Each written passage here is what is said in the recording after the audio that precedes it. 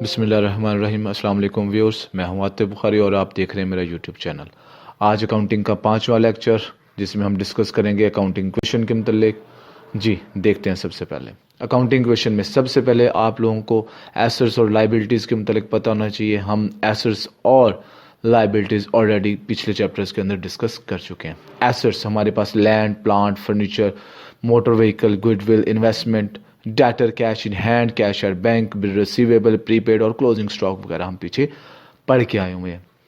अगर इसमें कोई मसला हो तो आप कमेंट करके पूछ सकते हैं। एसेट्स हमने तमाम के तमाम डिस्कस कर लिए हुए हैं। नेक्स्ट है लाइबिलिटीज़ हमारे पास capital, loan, debenture, creditor, bill payable, bank overdraft, outstanding expenses वगैरह और प्रोविजन फॉर टैक्सेशन और डिविडेंड वगैरह हमने ये ऑलरेडी पिछले लेक्चर्स के अंदर पढ़ा है। अगर कोई मसला हो तो आप पूछ सकते हैं। तो अकाउंटिंग क्वेश्चन समझने से पहले सबसे पहले आपको एसेट्स और लाइबिलिटीज़ के मतलब पता होना चाहिए, जो कि हम ऑलरेडी डिस्कस कर चुके हैं।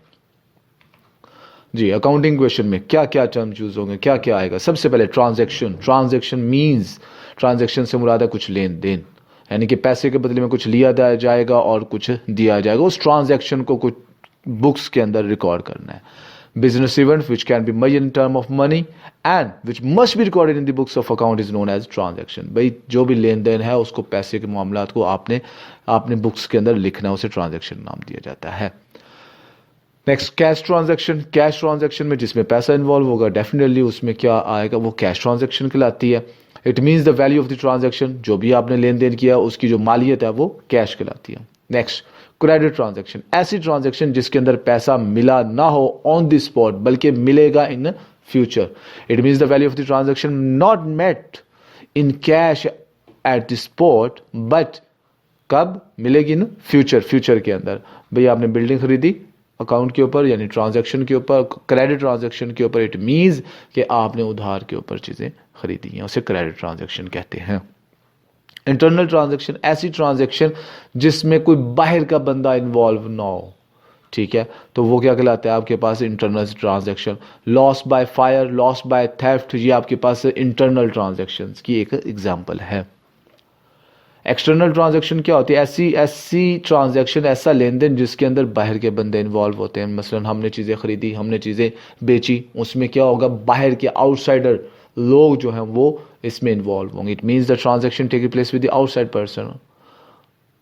Next paper transaction. ऐसी ट्रांजैक्शन जिसका किसी भी हवाले से हमारे पास कोई रिकॉर्ड में हमारे पास रिकॉर्ड मौजूद ही ना हो, उसे हम पेपर ट्रांजैक्शन कहते हैं। Are transaction in which there is no question of meeting the value of the transaction is called paper transaction. भाई मसलन हम मेरे पास पैसे थे, वो गुम गए, तो भाई उसका कोई एविडेंस नहीं है। जब पैसे गुम रहे थे ऐसा नहीं है कि वो पैसे गुम रहे थे तो रसीद बना के दी गई कि जी पैसे गुम गए। रसीद आपके पास अवेलेबल नहीं होगी, पेपर वर्क सिर्फ आप उसे एविडेंस के तौर पे लिख सकते हैं अगर आपके पास पैसे गुम जाते हैं। जी नेक्स्ट है जी monetary event. Monetary event which related to the money which changes the financial position of the business और द पर्सन। भाई मॉनेटरी इवेंट्स क्या होते हैं, ऐसे इवेंट्स, तमाम के तमाम इवेंट्स जिनका ताल्लुक पैसे के साथ होता है और वो किसी भी फाइनेंशियल पोजीशन को चेंज करते हैं, चाहे वो किसी शख्स की हो चाहे किसी कारोबार की हो। नॉन मॉनेटरी इवेंट, अच्छा मॉनेटरी इवेंट की मैंने एग्जांपल देना भूल गया, कोई भी चीज़ें वगैरह खरीदना, शॉपिंग वगैरह करना। Non monetary event, events which not related to the money, जिनका ताल्लुक पैसे के साथ नहीं है और ना ही वो आपकी फाइनेंशियल पोजीशन को चेंज करते हैं। गिविंग द गिफ्ट्स वगैरह इसकी एग्जांपल है। अकाउंटिंग क्वेश्चन की हम बात करें जी, हमारा टॉपिक सही यहाँ से शुरू हो रहा है, उससे पहले जनरल इन्फॉर्मेशन थी वो आप तक पहुंचाना जरूरी था। अकाउंटिंग क्वेश्चन में सबसे पहले बात करेंगे accounting question, a method by which the financial position of the business can be checked at a glance. आप एक ही नजर में देख सकते हैं कि कारोबार की हालत क्या है, फाइनेंशियल पोजीशन, माली हालात क्या है। याद रखिएगा assets always equal to the liabilities and owners equity. Assets are always equal to the liabilities plus owners equity. Assets हमेशा बराबर होंगे लायबिलिटी प्लस जो आपके पास कैपिटल है उसके इक्वल। आइए जी इसको डिस्कस करते हैं। मैं इसको डिस्कस करने से पहले एक छोटे छोटे पॉइंट्स हम वो डिस्कस कर लूँ। भाई हमेशा याद रखिएगा, जब भी कोई भी लॉस या एक्सपेंस, कोई भी लॉस होगा या कोई एक्सपेंस होगा, वो कैपिटल में कमी का बायस बनेगा। कोई भी लॉस या एक्सपेंस होगा वो कैपिटल में कमी का बायस बनेगा, और कोई भी चीज़, कोई भी नफ़ा, कोई भी प्रॉफिट कैपिटल में इजाफे का बायस बनेगा। आइए जी बाकी ट्रांजैक्शन देखते हैं one by one. Started business with cash, हमने कारोबार का आगाज़ किया तो क्या होगा, एसेट्स में इजाफा होगा, कैश में इजाफा होगा और कैपिटल में भी इजाफा होगा। पहली ट्रांजैक्शन स्टार्टेड विद कैश, हमने बिजनेस को कैश के साथ स्टार्ट किया तो कैश में भी इजाफा और कैपिटल में भी इजाफा होगा। दूसरा पॉइंट, दूसरी ट्रांजैक्शन, हमने फर्नीचर खरीदा, एसेट साइड पे इफेक्ट क्या होगा, एसेट फर्नीचर एसेट में इजाफा होगा।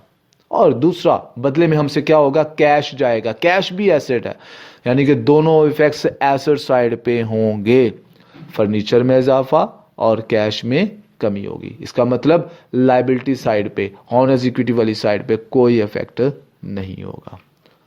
तीसरा पॉइंट है हमारे पास परचेज बिल्डिंग फॉर कैश, अगर आप बिल्डिंग खरीदते हैं, बिल्डिंग एसेट होता है, एसेट में इजाफा और इसी तरह से बदले में कैश गया, कैश भी क्या है, एसेट है, एसेट में कमी, दोनों इफेक्ट एसेट साइड पे होंगे, लायबिलिटी साइड पे कोई इफेक्ट नहीं होगा। Transaction number 4, purchase goods for cash, आप चीजें खरीदते हैं, चीजों में इजाफा होगा, गुड्स में इजाफा होगा, एसेट साइड पे स्टॉक में इजाफा हो जाएगा, और बदले में कैश गया, कैश में कमी हुई, कैश क्रेडिट हो जाएगा, लायबिलिटी साइड पे कोई भी इफेक्ट नहीं होगा। परचेज गुड्स बाय चेक, यहां पे वर्ड चेक का आया है, चेक से मुराद है बैंक, जहां पे भी वर्ड चेक आ जाएगा इट मींस कि यहां पे बैंक की इन्वॉल्वमेंट है। आपने चीजें खरीदी, गुड्स में इजाफा हुआ और बदले में चेक दिया, यानी कि बैंक में कमी होगी। अगेन कोई भी इफेक्ट नहीं होगा लायबिलिटी साइड पे।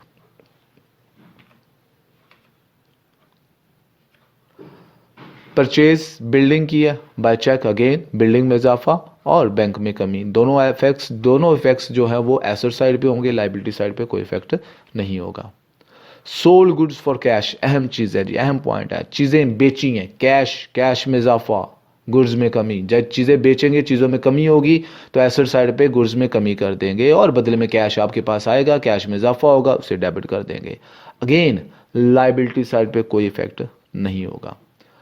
सोल्ड गुड्स ऑन क्रेडिट, अहम पॉइंट, चीजें बेची गई उधार पे, चीजें बेची तो गुड्स में कमी आएगी, गुड्स क्रेडिट हो जाएंगी, एसेट साइड में गुड्स में कमी आ जाएगी और बदले में कैश नहीं आ रहा बल्कि डेटर्स में इजाफा हो रहा है। डेटर्स क्या है, जब भी हम उधार के ऊपर चीजें फरोख्त करते हैं, सेल करते हैं तो डेटर्स में इजाफा होता है। डेटर्स हमारे एसेट्स होते हैं, एसेट्स में इजाफा होगा, हम उसे डेबिट करेंगे जी। Sold goods on credit, debtors में इजाफा और गुड्स में कमी।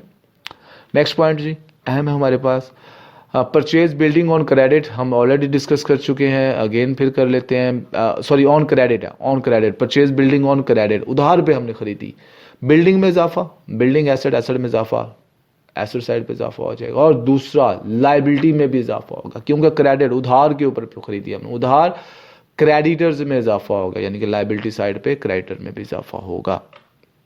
परचेज गुड्स ऑन क्रेडिट, चीजें उधार पर खरीदी, गुड्स में इजाफा, एसेट में गुड्स में इजाफा होगा और क्रेडिटर्स में भी इजाफा होगा। किया purchase building on credit, credit के ऊपर जब आप खरीदेंगे तो बिल्डिंग में इजाफा होगा, एसेट साइड पे इजाफा और लायबिलिटी में भी इजाफा होगा, यानी कि क्रेडिटर वो लोग जिनको हमने पैसे देने होते हैं, वो हमारी लायबिलिटी होते हैं। परचेज गुड्स ऑन क्रेडिट, चीजें खरीदेंगे, चीजों में इजाफा होगा, एसेट साइड पे एसेट में इजाफा हो जाएगा और दूसरी तरफ हमारे पास क्रेडिटर वो लोग जिनको हमने पैसे देना, क्योंकि उधार पे चीजें खरीदी गई हैं तो क्रेडिटर में इजाफा, वो हमारी लायबिलिटी में भी इजाफा हो जाएगा। अहम पॉइंट है जी, सोल्ड गुड्स 20,000, कॉस्टिंग रुपीज 15,000, हमने 15,000 की चीजें 20,000 में सेल कर दी।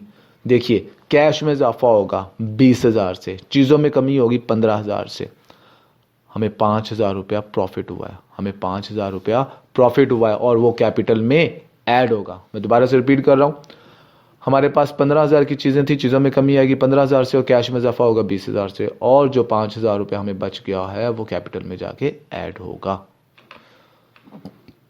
नेक्स्ट, ये अगेन मैं वही पॉइंट रिपीट कर रहा हूं, ऑल एक्सपेंसेस, चाहे जितने भी एक्सपेंसेस हो, रेंट हो, सैलरी हो, drawings, interest, bad debts, charity, free sample, depreciation वगैरह, लॉसेस वगैरह, all are deducted from the capital. ये सारे के सारे जब भी कोई लॉस हो जाएगा, कोई एक्सपेंस आएगा, वो सारे के सारे क्या होगा, कैपिटल में से लेस होंगे।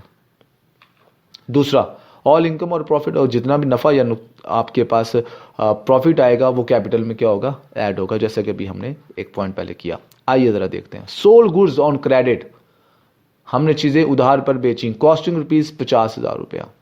हमने उधार पर चीज़ें फरोख्त की, चीज़ों में कमी आई 50,000 से, जबकि हमने कितने में बेची, 70,000 में बेची।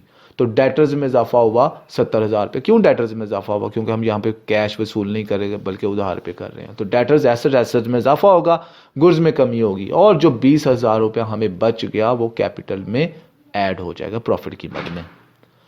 कैश पे टू द क्रेडिटर, आपने कैश पे किया क्रेडिटर, तो एसेट में कमी आएगी और क्रेडिटर में भी कमी आएगी, लाइबिलिटी साइड पे भी कमी आएगी।